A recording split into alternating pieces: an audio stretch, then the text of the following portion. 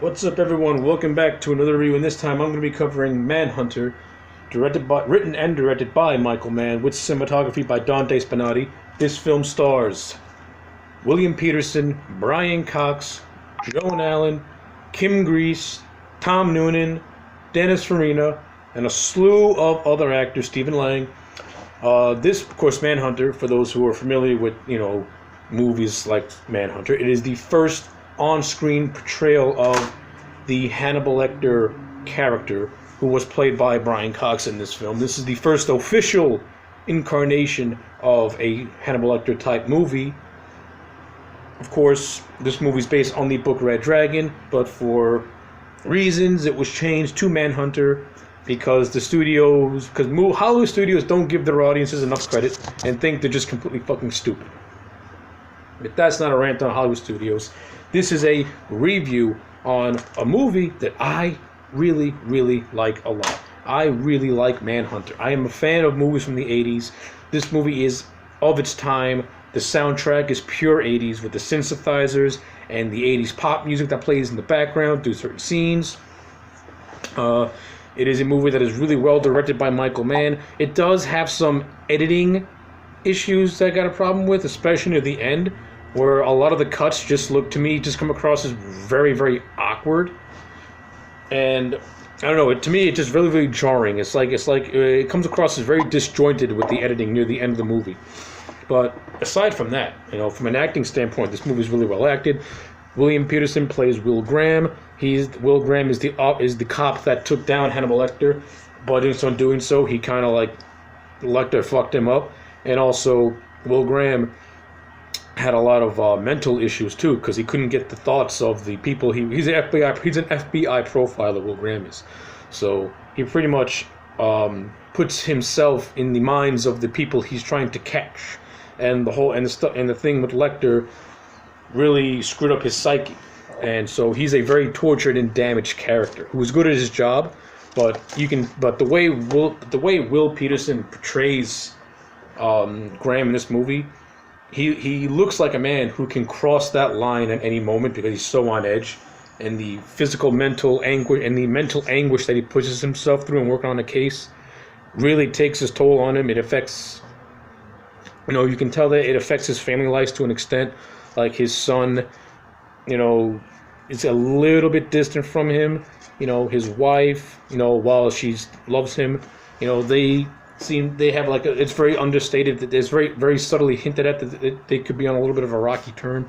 Not close to a divorce or anything like that, but this is because Will Graham's mental psyche was so scarred, it makes him almost unrelatable to the people he's around, which is great. It's very, very subtle. You got to really, really pay attention to the little nuances, because the film won't flat out tell you this. It's just something that you got to piece together in a way. What else? I like Dennis Farina as Jack Crawford. I'm a Dennis Farina fan. He does a good job as Jack Crawford. He has some good chemistry with William Peterson going on, so that's all great. Stephen Lang as Freddie Lowndes, the reporter. I like Stephen Lang in this movie. He was funny. He has some funny moments in it. I like how he and Graham are constantly bickering at one another, which is great. It provides good levity in an otherwise very dark and somber movie, which is what this movie really is. This movie is really dark. It is very, very somber with its tone, which I'll be getting to momentarily when I talk about Francis Dollarhide. But before I get to Dollarhide, I want to talk about Brian Cox as Hannibal Lecter. This is the very first on-screen portrayal of Hannibal Lecter. And Brian Cox, for the most part, he did a really good job. It's not, when you compare Cox to Anthony Hopkins in their portrayals, it's night and day. They're two completely different portrayals. Brian Cox, when you see Brian Cox, his portrayal is much more scaled down. It's not as grand and theatric as Anthony Hopkins. Brian Cox really understates the performance a lot. And he kind of makes, Lecter more of a smug bastard than a Looney Tunes psychopath that Hopkins is. So I like the portrayal of Brian Cox as Hannibal Lecter, and I like the chemistry between him and Will Graham. I think between him and William Peterson. I think Peterson and Cox really work well with each other in the one scene that they're in, and again later on in the movie where they have a phone conversation with one another. That's the best part of this movie, is that Lecter only has maybe 3 scenes at the most, but he has an overall presence in the movie because, you know, but his presence is all over this movie because, you know, Will Graham and Lecter are very tightly connected, and people are constantly comparing the Tooth Fairy to Lecter. So Lecter's fingerprints are all over this movie, which is really, really good. Now we're going to get to Tom Noonan, who plays the Red Dragon, Francis Dollarhide. And Tom Noonan gives a really, really good performance. Now, Tom Noonan, to me, just as, like, in other movies, he always has, to me, like, this very, very, like, soft demeanor to him. Like, he's a physically imposing man because he's so tall, but he's very, very lanky, and he has, like, a soft-spoken voice. You know, he doesn't have an intimidating voice to him, and I think that applies really, really well to his portrayal as the Tooth Fairy, because it makes him very unsettling, you know what I mean? And it makes it more scary, because this is a man who, you know, he looks awkward, and, you know, he talks very, very soft, but you also see the savage things about, of course, we don't see him do these things. We see the aftermath of what he does, you know. Francis Dollarhide, you know, the Red Dragon. He's a family killer. He slaughters entire families. And at the start of this movie, he has slaughtered 2 families, and he's preparing to slaughter a 3rd family. And Will Graham, of course, has to chase him and catch him. And the one thing that this movie should have done a little better was give more of a, you know, they really should have done more with Will Graham and Dollarhide as foes.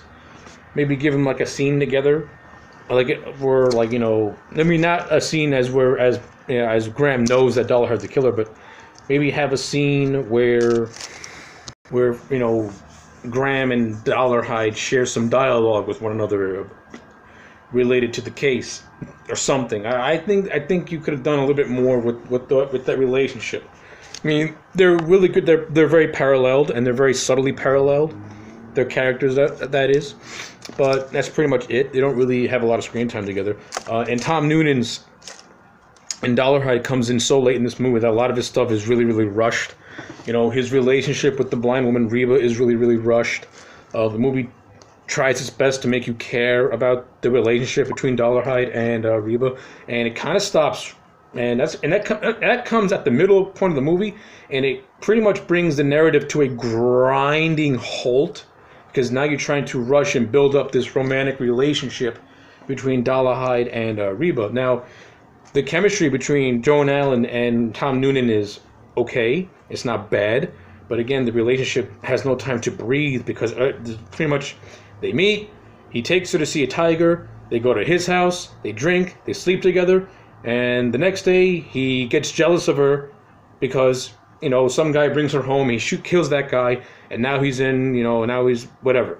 So it's like the relationship to me had no time to breathe, and it feels like everything between these two happened within a day, within a matter of hours. So it's like you really got to suspend your disbelief to buy the relationship between Dollarhide and Reba, which to me is, it's not a fail of the movie, but it's a big part of Dollarhide's character, because in the book, and when you watch the Brett Ratner version of Red Dragon, it's actually, you know, Dollarhide's feelings for Reba which make him contemplate on, like, which make him contemplate, you know, the things that he does, because, you know, he has these feelings of romance for this woman, and he thinks in his mind this can make him stop, you know, being this killer and actually, like, you know, have something for himself, because he's accepted by this Reba person because she's blind and she can't see his true face. He feels that he can, like, you know, be with this woman. Like, we didn't really get that in this movie. You got it in the movie a little bit, but it's so rushed. It's like blink and you miss it. And so yeah, to me that's something that really needed a lot of work. Something that the remake did much, much better, because the remake let that relationship breathe, as opposed to this movie where it really rushed right through it. And, you know, and the overall climax of this movie, you know, again, it comes across as very underwhelming, because it doesn't really feel like this big epic confrontation between Will Graham and Dollarhide, because the entire movie is Graham chasing Dollarhide, and when they finally get a confrontation, it just comes across as a basic action scene, and you're just like, well, that could have been so much better. And in Red Dragon, the remake, it's done much, much better. And like, I mean, when I eventually talk about Red Dragon and I get to the big confrontation between Graham and Dollarhide, I'm gonna really be singing its praises, because I thought that confrontation in that movie was done beautifully. But in this one, it was just a generic, basic, letdown. I mean, not bad, but, it's not what you expect for a psychological thriller like Manhunter. So, yeah. Like, overall, though, Manhunter is a really, really good movie. Like I said, Michael Mann's directing is very on point. The cinematography of this movie looks beautiful. The shots are really well done, for the most part. The editing is a little clunky. Some character development needed to be developed much more. A lot of things are rushed, and it comes across as just... they're giving you too much, and you got to swallow everything, and you just have no time to process it, because it goes on to the next thing. Like I said, I do like the soundtrack, though. I'm a fan of 80s music, and I like the whole 80s aesthetic of this movie. Does it make the film feel dated? Yes. However, I've always said that even if a film feels dated, that doesn't mean it's a bad movie, because the story, as long as the story works, the movie works. Whether it's dated or not, that's irrelevant to me, because a movie to me is not predicated on its the year it was made. It's predicated on its relevancy and how you feel about it afterwards. After I watch Manhunter, I like it. I like the story. I like the characters. I'm intrigued by it. William Peterson gives a broodingly dark performance. Tom Noonan gives a great performance. Every actor does their job really, really well. So, at the end of the day, I'm going to give Manhunter a solid 8 out of 10. Fix up the editing, let some scenes breathe, and this could have been a perfect 10, or close to a perfect 10. But as it is, solid 8 out of 10. And those are my thoughts on Michael Mann's Manhunter. Like, comment, and subscribe. Also, if you like professional wrestling, subscribe to my other channel, for which I'll provide a link for in the description box below. Thank you, and goodbye.